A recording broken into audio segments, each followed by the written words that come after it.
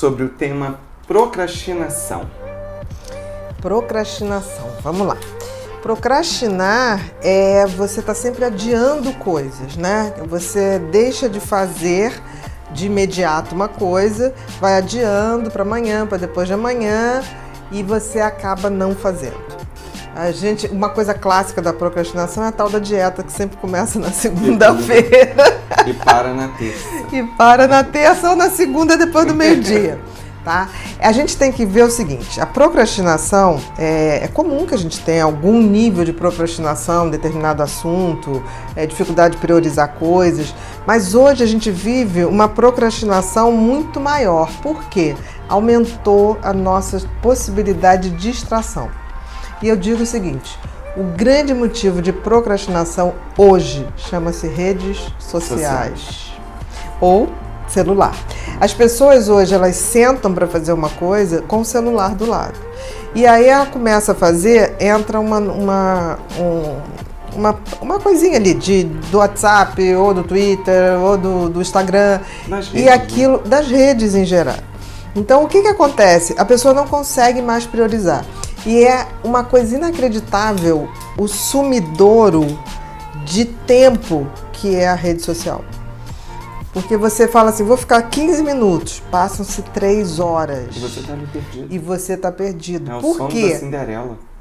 Porque você abre milhões de possibilidades. Você começa a entrar na vida de um, daqui a pouco uma coisa dá um link para outra coisa, para outra coisa, para outra coisa, que você acaba esquecendo até o que você foi fazer. Né? Você vai dar um Google para procurar não sei o que. Entra uma mensagem, quando você vai ver, você esqueceu do que você estava realmente procurando. E é interessante, Bia, porque procrastinação é uma coisa que eu gosto muito de falar, porque a gente tem aquele nosso teste de personalidade que a gente faz lá na clínica. Né? E é interessante, e você vai poder falar melhor sobre isso, que assim, existe um gráfico quando eu faço. Então, é nítido quando aparece que a pessoa tem um nível alto de procrastinação, eu também percebo que ela está com um nível alto de ansiedade. E aí eu sempre converso com eles sobre a seguinte coisa. É lógico que a sua ansiedade vai estar aumentando. Por quê? Porque você está deixando muito para cima da hora as coisas. E aí você entra numa crise de ansiedade, não uma crise, mas você aumenta a sua ansiedade. No estado de ansiedade, porque alerta, você sabe que você não está dando conta do que você tem que fazer.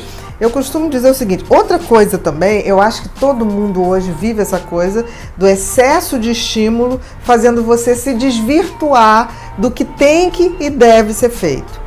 Uma personalidade, o TDAH, também tende muito a isso. Por quê? Porque, independente das redes sociais, ele tende a pensar 10 mil coisas ao mesmo tempo. Quer dizer, ele reproduz na cabeça o que a rede faz, de te levando para várias coisas ao mesmo tempo. Agora, você imagina um TDAH nas redes sociais.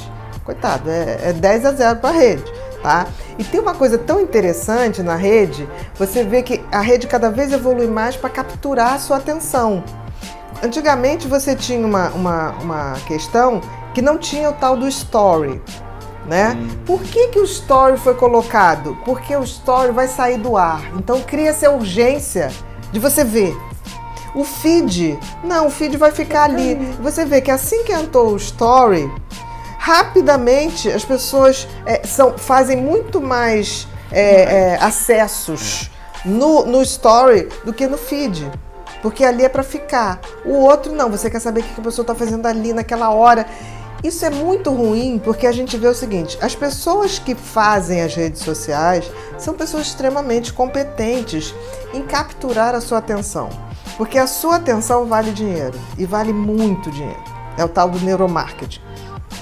Eu diria que as pessoas que fazem redes sociais, principalmente ligadas ao marketing das redes sociais, elas são as pessoas que mais entendem o funcionamento cerebral.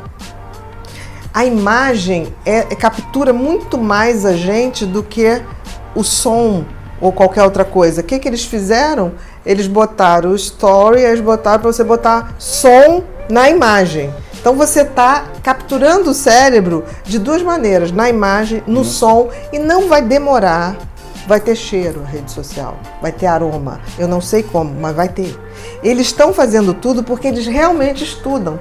Agora, é tão interessante que as pessoas que vivem, que criaram as redes sociais, são as mesmas que não deixam seus filhos mais do que 1 hora em rede social.